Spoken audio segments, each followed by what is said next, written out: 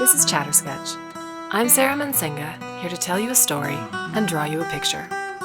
Currently, Chapter 2. 10 years later. Carnos turns to me. Did you look for him? I wish he wouldn't ask such dumb questions, because of course I didn't help search for Sand. He was hiding to save me. Oh, but the rest of us looked, Gren says, eyeing me. She knows it was a stupid question too. And what does that say about my future husband? Sand was in the Teeterwood, though, so there was no finding him till he wanted to be found.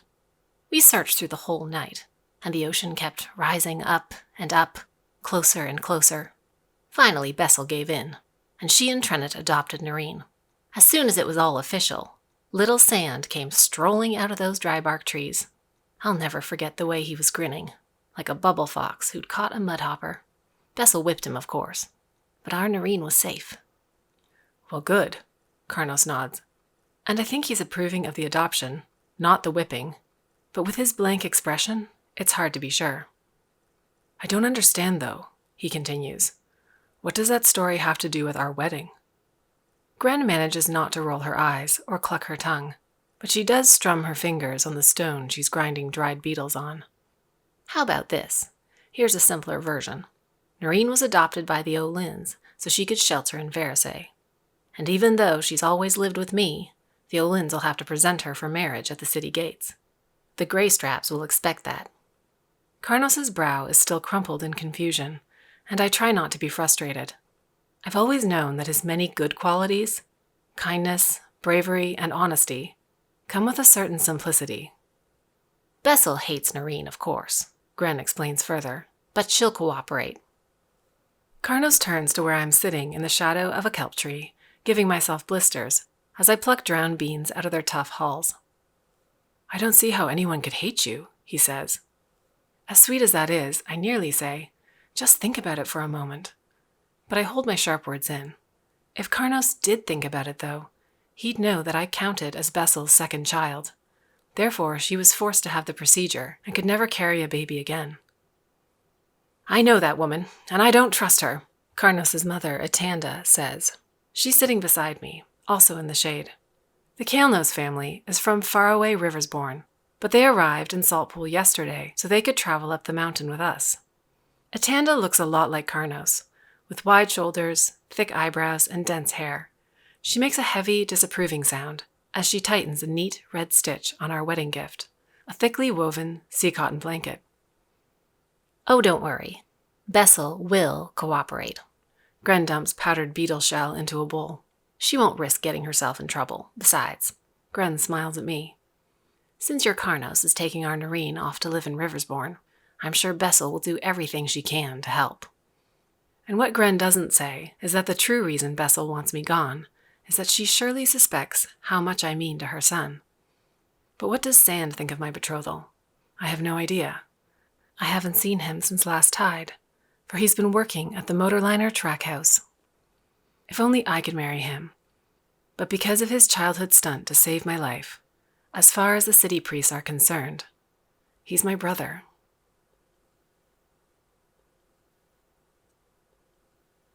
Wind makes the canvas tarp covering the top of our stone hut ripple and dance.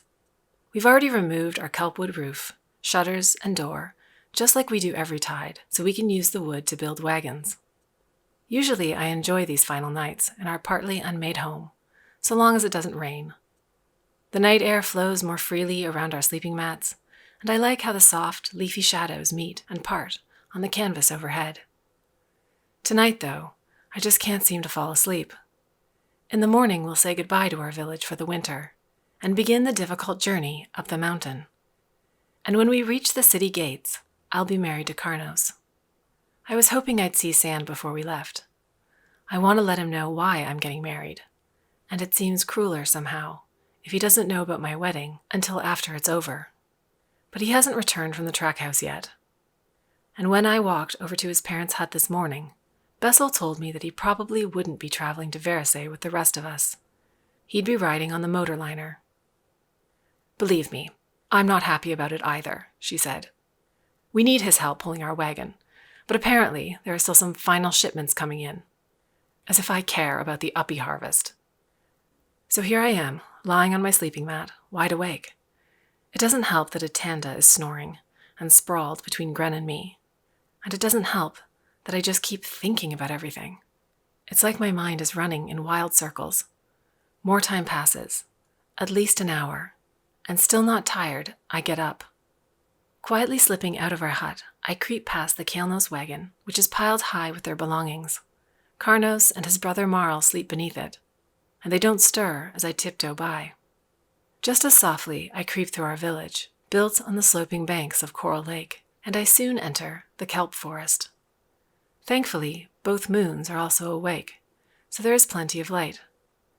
Nima, the larger moon, is round and full, while smaller Moro is just a timid crescent, skimming the dark kelp trees. Most villagers would never enter the jungle at night, and most of them shouldn't. But I have 2 snappers tucked into my sandals, and I'm pretty good at using the sleeper darts. Gren and I often go on overnight trips to gather herbs. Roots slip over my feet. It's as if they're trying to trip me. And my thoughts slow me down too. Is marrying Carnos the right choice? He's nice enough, but I certainly don't love him. Whenever I share my doubts with Gren, though, she always says something like, "Your mam would like him. She wanted you to be safe, and he'll do that. Take care of you. He's like a boulder that doesn't move while the ocean passes by." Not far off, a bird calls out in a lonesome way. It's not a song I recognize, but that often happens. Creatures are misplaced by the tide and can't find their way home. I always feel bad for them. I soon arrive at the dead boat, where I tend to go when I need to think. Most Deeplanders are afraid of it, for they believe it's full of death shadows, so it's a good place to be alone. The metal skeleton of a steamship probably once carried an Uppy family around the tide, but now it's covered in shell barnacles and wavecrest vines full of frilly green leaves. The wreckage has never frightened me, though, and I've always felt safe here. Mam and I used to sleep in the rusted hull when I was young, because the criminal bands thought it was haunted too, and when she died, Sand and I came here to escape our chores. We would often play sirens with one of us pretending to drown the other with irresistible waverall powers, and more recently, we created a baby here that broke a lot of rules. Or would have. I settle onto the soft grass and fold my legs, a snapper ready in my hands just in case. If only Mam were still alive, and I could talk all of my worries through with her. Last tide, when that little life was growing inside me, I felt like her death shadow was always with me, watching over me, and sometimes judging me. I wanted to be brave like her, even if it meant being banished. And Sand had courageous yet reckless plans to save our child too. He thought we should hike away from Verisay Mountain and hope we'd find drifters, the sea spread's lonesome farmers, before the ocean came to swallow us. He also suggested that we even try walking to another mountain city, although I don't think anyone has ever survived the lengthy trip. When Gren finally found out about our situation, because in desperation I told her, she said the village healer could make me a poisoned drink.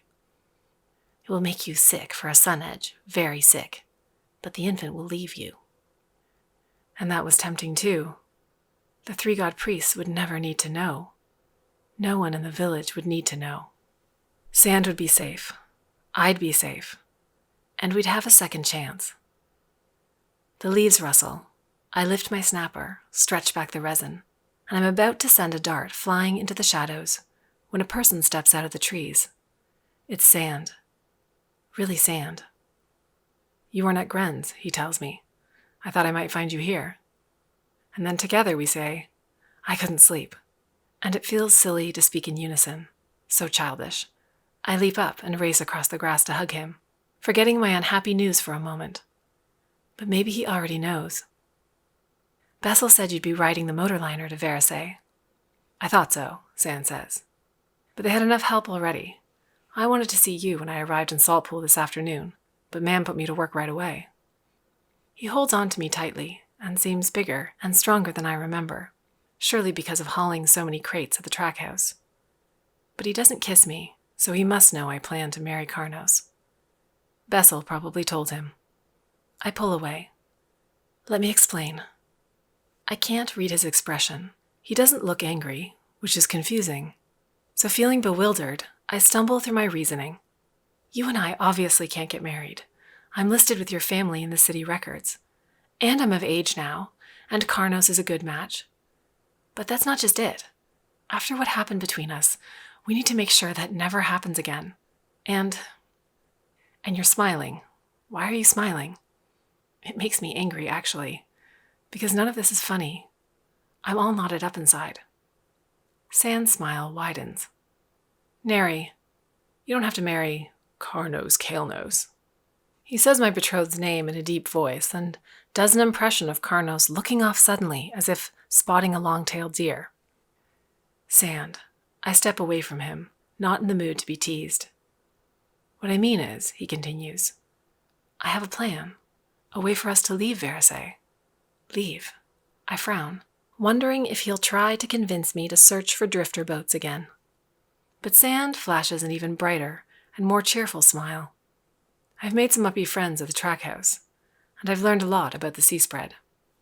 Uppies can't be trusted, I say instinctively. Oh no, this has nothing to do with trust. Sand laughs. You know how uppies like to brag? Well, it turns out uppies who've traveled the tide brag far more than the rest. Take a look at this. He pulls a rectangle of paper out of his vest and unfolds a printed grid with uppy writing on it. Neither of us can read, so I'm not sure what he's showing me until he flips the paper over. There's a map on the other side. It's the sea spread. Sand runs his hand over it. The whole world from top to bottom. I found it in the track house, and I've been asking questions and learning everything I can about it since. I think we should go here. He points to a small dot. Eleva.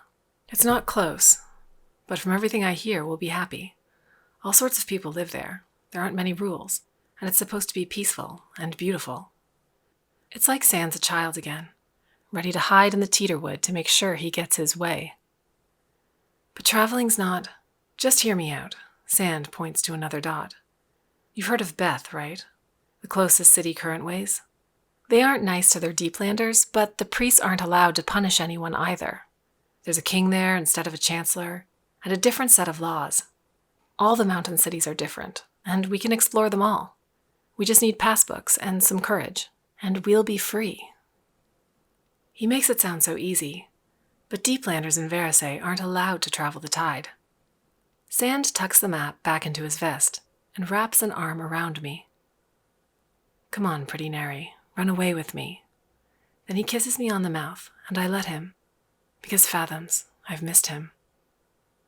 I didn't have to make a difficult decision about the baby last tide.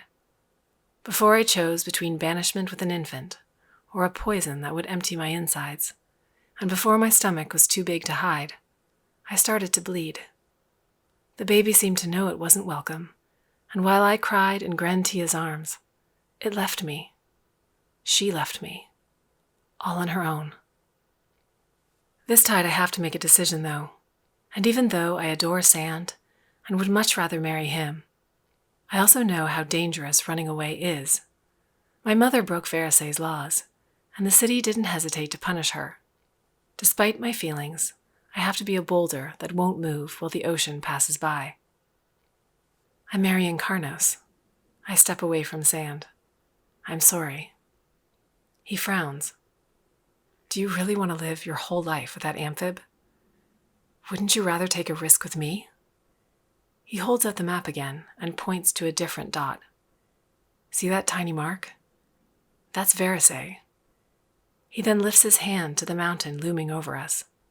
Versailles City glitters at the top, and at night it always looks like those distant rocks are covered with stars. It seems so big, but it's just a speck on the map. The rest of the world, the sea spread, is much bigger. There's more than this, Nerene. More than Versailles. I know he wants me to keep arguing because he is good at convincing people to change their mind. And if I was going to argue with him, I'd say I want the safe life my mother longed for and never had. And although I wish I could share a life like that with him, it can't happen. And it hurts, yes. But I've accepted it. I'm marrying Karnos, I repeat, and I turn away from him and the husk-like deadboat. For once, it doesn't seem like a comforting place. If Gren wakes up, she'll be frightened, and wonder where I am. I need to go home. You're not just marrying Carnos. You're giving up. There's an unfamiliar edge to Sand's voice. Fathoms, he can be so charming, but he can also be so frustrating. He acts like it's easy to upend traditions simply because we don't like them. He acts like there would be no consequences. You gave up last tide too, Sand says. Admit it, you did. I know you lost our baby, but if you hadn't, you would have gotten rid of it. Now I feel like something has wrapped itself around my neck. Maybe there really are death shadows here. I turn to face him again, although I'm further away now. I hadn't made up my mind. He gives me a look that's somehow searching, angry, and fond all at once. I love you enough to risk everything. How much do you love me? I want to say that true love can't always rush recklessly forward, but sometimes must endure and sacrifice. Yet I'm anxious about marrying Carnos, and unhappy that I had to think about the baby again. So instead, I say what Sand needs to hear. How much do I love him? An immense amount, of course. But what I say out loud is, not enough. And that's the end of Chapter 2. Next episode, there will be a wedding that may or may not end well. Let me know if you're enjoying this illustrated audiobook format, and if you have read ahead, let me know if there are any characters you'd like to see drawings of in upcoming episodes. Again, you can find Currently on Amazon and me, Sarah Mensinga, on Instagram and Twitter. I'll see you next time on Chatter Sketch, where you can come for the art and stay for the story, or come for the story and stay for the art.